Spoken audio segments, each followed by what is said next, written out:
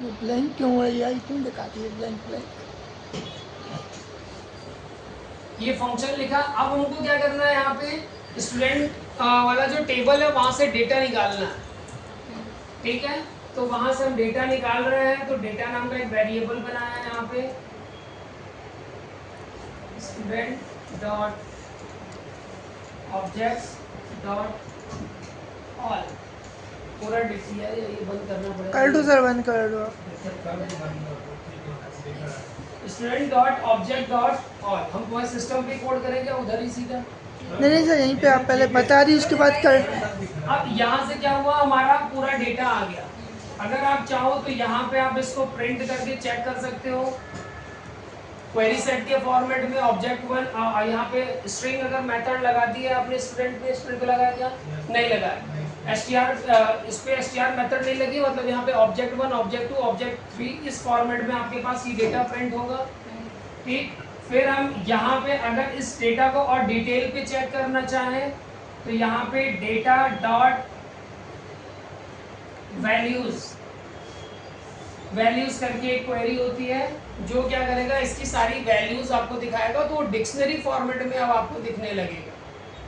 ठीक, कि की ये है, वैल्यू ये है, तो ये आ गया। वैल्यूज में की वैल्यू दोनों दिखाएगा। हाँ, की और वैल्यूज दोनों दिखाएगा।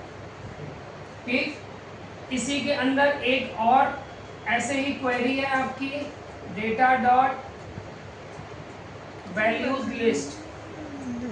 ठीक, तो ये क्या करेगा, वैल्यूज जितनी है, जितनी भी वैल्यू है उनको लिस्ट के फॉर्मेट में दिखाएगा। केवल वैल्यूज को दिखाएगा लिस्ट के फॉर्मेट में, इस चीज का ध्यान रखना, की नहीं, केवल वैल्यूज। ठीक है, तो यहां तक हमारे पास क्या होगा, पूरा डेटा आ जाएगा। अब अगर आपको यहां से डेटा एक्सट्रैक्ट करना है, जैसे सपोज हम प्रिंट कर रहे हैं यहाँ पे डेटा डॉट नेम। ठीक है, डेटा डॉट नेम अगर आपको निकालना है तो यहां से क्या होगा, आपका ऐसे निकलेगा क्या? तो ऐसे नहीं निकलेगा, आपको फॉर लूप चलाना पड़ेगा यहाँ। क्यों? क्योंकि वहां पे क्या आ रहा है, ऑब्जेक्ट वन, तो पहले ऑब्जेक्ट वन निकालना पड़ेगा।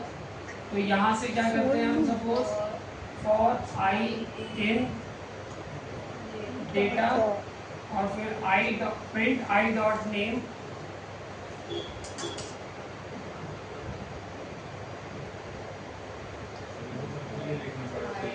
I dot email, I dot contact, ऐसे करके आपके पास ये पूरा डेटा आप एक्सट्रैक्ट कर सकते हैं। ठीक, इसकी जरूरत कभी भी आपको व्यूज डॉट पी वाई पे नहीं होगी। क्यों नहीं होगी? क्योंकि ये डेटा जो भी आप निकालोगे मल्टीपल डेटा है, तो ये टेबल पे दिखा रहे होगे आप। टेबल पे दिखा रहे हो मतलब HTML बनाया होगा। टेबल पे डायनेमिक डेटा भेजने के लिए फॉर लूप तुमको HTML पे लगाना पड़ेगा। क्लियर है? अगर जरूरत पड़ेगी, देखना है आपको केवल वो पूरा डेटा, तो आप ऐसे करके डेटा चेक कर सकते हो, कोई दिक्कत नहीं। ठीक, तो ये हमारा ऑप्शनल है, आप इसको चेक करके देखना हो तो देख लेना, नहीं तो कोई दिक्कत नहीं। अब मेन जो यहाँ पे मेरे को मुद्दा है वो ये कि यहाँ से जैसे हमने पूरा डेटा निकालना था वो तो निकाल लिया। अगर मेरे को एक डेटा निकालना है तो गेट क्वेरी चलाएंगे अपन। ठीक है, उस पर स्टूडेंट पे चेक करके बताना एक स्टूडेंट का नाम, वो डिलीट फ्लैट इधर ही है, अजय। ठीक है, ये हम नाम पे चला रहे हैं, अभी जनरली आईडी पे चलता है, जनरली वो आईडी पे चलता है, बट हम अभी नाम पे चला के दिखा रहे हैं। ठीक, तो हम क्या कर रहे हैं, यहाँ पे डेटा नाम का वापस वेरिएबल, डेटा वन नाम का एक वेरिएबल बनाते हैं, student dot object dot get name equal to Ajay. ठीक है, तो ये गेट क्या करता है, आपको अजय नाम का जो भी बंदा होगा उसकी रो का पूरा डेटा निकाल के देगा। इसका मतलब यहां से अगर हम क्या करें, print data one dot name, तो ये अजय आपको रिटर्न करेगा। प्रिंट डेटा वन डॉट और क्या था, contact email, email contact friend data one dot contact friend data one dot roll Aadhaar friend data one dot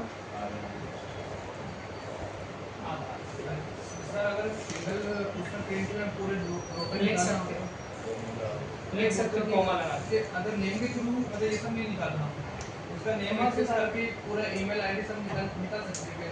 तो वही तो कर रहा है, आप लिखना पड़ता है। एक एक वैल्यू को अलग अलग प्रिंट करना है तो लिखना तो पड़ेगा ना। गेट मेथड नेम के थ्रू पूरा पूरा डेटा निकाल लिया अपन ने और उसको हमने प्रिंट कर लिया केवल चेक करने के लिए। अब यहाँ तक तो कोई दिक्कत नहीं होगी, यहाँ तक तो पूरा डेटा लाया। अब 1 to 1 जो रिलेशन लगाया है ना, अब उसका देखो रोल आधार वाले कॉलम पे 1 to 1 रिलेशन लगा हुआ। अब मेरे को इस बंदे का आधार नंबर चाहिए, किसने क्रिएट करा था वो चाहिए, कब अलॉट करा था वो चाहिए, जो इस टेबल में नहीं है। वो किस टेबल में है? वो आधार वाला। आधार क्लियर है सारे लोगों को? Yes sir. वो वाला डेटा चाहिए। अब अगर आप यहाँ से बैठ के वहाँ की डिटेल निकालना चाहते हैं तो इसको हम बोलते हैं फॉरवर्ड एक्सेस। फॉरवर्ड एक्सेस, ठीक। अगर यहाँ पे बैठ के इधर की डिटेल निकालना चाहते हो तो इसको हम बोलते हैं रिवर्स एक्सेस। फॉरवर्ड मतलब सही सही काम कर रहे हैं तो भाई यहाँ से बैठ के आप वहाँ की डिटेल निकाल रहे हो तो इसके पास सही है ना, आधार नंबर तो है ही पहले से हमारे पास। अब अगर ये आधार आपने यहाँ पे आधार नंबर लिखा है, आधार लिखा है, ठीक है, आधार ले लिया। अब यहाँ से तुमको अगर आधार नंबर निकालना है, क्रिएटेड बाय निकालना है, ठीक है, तो आप क्या करो, यहीं से प्रिंट डेटा वन डॉट आधार डॉट आधार नंबर। सर क्लास का नाम कैपिटल है ना? आधार नंबर डेटा वन डॉट आधार, ये इस वेरिएबल पे है। इसका हाँ इस वेरिएबल की हेल्प से, चूंकि ये 1 to 1 फील्ड लगा हुआ है इस आधार पे, हाँ इस वेरिएबल की हेल्प से हम ऊपर चले गए। ठीक है। ये आधार नंबर डॉट करके आधार नंबर लिखा तो उसका आधार नंबर निकाल के ले आया वो, और फिर वापस क्रिएटेड बाय मेरे को निकालना है तो यहाँ से यहाँ तक का ये सेम लिखना, यहाँ पे डॉट करके क्रिएटेड बाय।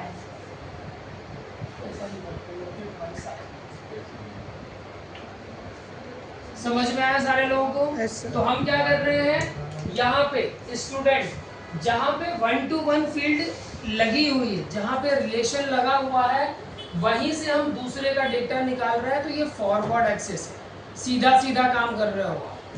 1 to 1 रिलेशन लगा हुआ है मतलब इसके पास इस वाले कॉलम पे वहाँ का रेफरेंस डला हुआ है तो आप सीधे सीधे वहाँ से जाके डेटा निकाल रहे हो। अगर यहाँ पे आप हो, ठीक है, और यहाँ से इसका डेटा निकालना है तब थोड़ा सा दिक्कत होगी। समझ में आ रहा है? हाँ। यहाँ पे बैठे तो यहाँ पे आधार नंबर और क्रिएटेड बाय ही बस है। अच्छा। अब किसी एक आधार नंबर से उस बंदे का नाम निकालना है, email ID, contact, roll number, वहां से इसका निकालना है, तब ये थोड़ा सा उल्टा काम है, इसीलिए इसको रिवर्स एक्सेस बोला जाता है। समझ में आया? ठीक है, ये फॉरवर्ड एक्सेस का पूरा डेटा निकालो जल्दी से।